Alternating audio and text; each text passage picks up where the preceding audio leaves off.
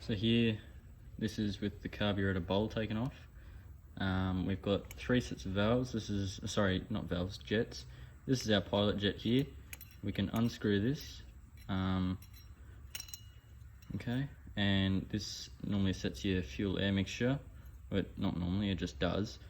And you can see it's made up of a little pin like that, and you can see little tiny thing at the top. Oh, go on, focus. Little tiny thing at the top there.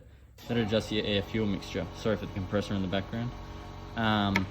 Then we've got our main jet. That's made up of 2 bits. We've first got this bit here, which is just like a little tiny nozzle with the numbers 147 on the side. So that's the 147 size jet that runs in my TTR250 carb. And then you've got this bit, which is the actual jet, which I've done up really tight. What's this? This is the size 8 ring spanner. I'm using it just to loosen the jet, which it says to in the manual. And I've done this before, so I know what I'm doing. And in here, you've got all these tiny little holes just drilled in. You can see, you can all see through them because they come out the other side as well. And then in the end, you can see pretty much the whole way through. You see there's tiny little holes on the inside as well there. And this is where stuff comes out, fuel comes out. And so those little holes determine the amount of fuel coming out of those holes, and that little 147 nozzle determines how much fuel can be let in to be let out, if that makes sense. Then you've got this little jet here. This is your, oh, I've forgotten the name of it. Yeah, I've completely forgotten, but basically this does idle until about a quarter throttle, and then after a quarter throttle this main jet takes over. So this is really just for idling, and I've made my own little screwdriver here. It's not very good, but it's working all right. So this is your little, yeah, like I said, I forgot the name. But so you've got little tiny holes in the sides of these as well, and a tiny little hole in the end here. And this is a size 50. So that fits in there. And those are the 3 main jets. So you've got your little one here that I can't remember the name of because I just, yep. And then you've got your pilot jet, which does your air fuel mixture. And then you've got your big main jet, which is the size 147. And that's the one that comes in 2 pieces. So they're the 3 jets. So as well as your jets, you have this float here. And this is, again, with the float bowl off. This is the float bowl, and this fits on just like that. There's a few more bits that go inside, like the jets, because they're out at the moment. But under here, this is where, oh sorry, hang on, let me explain this. This thing here, this is the bit that connects to your fuel tank, and your fuel tap is basically a tap that lets fuel run into here through a little rubber hose or not. When the fuel runs into there, it follows this channel, if I can see anything, and oh, actually I'm not sure where it comes out. Oh, I don't know where it comes out. Anyways, it comes into the float here, and into the bowl, and as the fuel level rises in the bowl, because it's sitting, you know, like this on a motorbike with this side down, this float will rise because it floats on top of the fuel. And as it rises, if you can see in here, behind it, just here, there's a little valve, and you can see if I let it up, then it's, you know, the valve's open, and then if I let it close, the valve, well, if I, you know, make the float, oh, why isn't it showing it? Oh. Anyways, it basically just closes the valve and opens it to let fuel into the carb or not. Sorry, into the bowl. So this is like an automatic fuel tap for the fuel tap, if that makes sense. So another thing that we have on a carburetor is a choke, and what the choke does is in cold conditions it'll restrict the airflow into the engine, creating a fuel-rich mixture, meaning that it will start up easier because it's got more fuel. This is because when the engine is cold, the fuel doesn't vaporize as well, and so it just helps give a fuel-rich mixture so that it'll start up well. And so in here you can see, if you look in these two holes, there's a big one and a small one there. Oh, come on, focus. You see anything? No, not focus, just there. There we go. So as I open the choke, you'll see those two holes open, like that. And when I close, oh, come on. When I close it, it'll close those holes.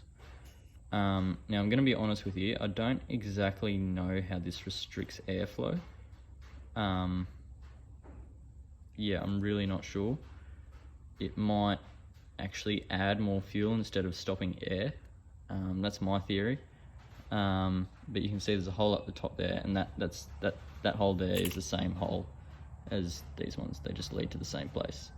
So your choke, if we unscrew it here, you can see it comes like this, and when you press it closed, it basically just moves this up and yeah, closes that hole like that pretty much.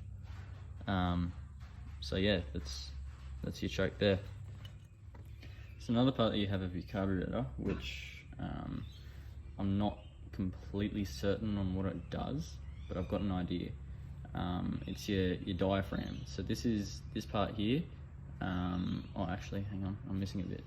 The spring. So the spring goes. No, hang on. No, it doesn't go on there. Silly me.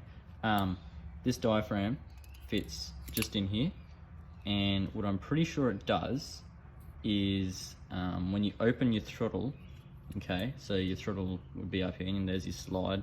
I haven't put that in yet. I'll take a video of that in a second. When you open your throttle, this little nozzle just here squirts fuel. Like if you open it in a hurry, this little nozzle squirts fuel into the combustion chamber, so that, you know, it'll help rev the bike up quicker.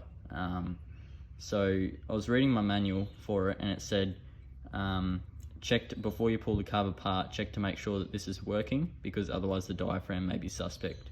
So I think this is related or connected to this bit here, but I'm not exactly sure how. And I can't find anywhere that says how it works, but I just know they're connected. I know that this has a spring on top of it like that, and then if I don't lose the spring, where'd the cover go? Here it is. Then there's another cover with like a hole in it, and then there's, you know, you can see different holes through there and whatnot, and that goes on top. So I'm pretty sure the diaphragm can move. I can't reach it from underneath. The diaphragm moves up and down just there slightly. So it'll have something to do with fuel, and I'm not completely sure what yet. So the last part of the carb that I'll show you is the throttle body. So on the motorbike, you've got your throttle cables, okay, and they run from your throttle that you turn with this hand. And anyways, your cables run down here and they hook into these little sections here. And when you turn your cables, this turns, okay? And you can see that moves an arm, which moves that slide up and down. And if you look in here, that slide is what lets the air and fuel in. So moving that slide up means more air can be pulled, which means more fuel is pulled. And I found out that it is actually connected to the diaphragm, because this little lever here, when you open that, it moves slowly. You can only just see it. But underneath in there, see when I move it? There's a little spring, and you can't really see it. There you go. You can kind of see it there. Little spring, and that's attached to your diaphragm, and pushes your diaphragm up and down. So that's attached to that main jet there, and so when you open it, it'll squirt fuel really quickly. If you open it slowly, it'll just squirt it normally, and it helps to rev your bike quicker.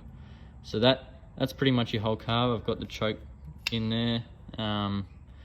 This fuel screw is set by a manual, and I don't really know what else I can tell you, but yeah, it's pretty cool. This is what I was having issues with just in there, is where that arm, this silver arm here, connects to that brass collar there. That in between there is where I had to super glue, because that was loose, and it meant that this arm, this slide could move up and down slowly, which meant that it was pretty much acting like a sticky throttle.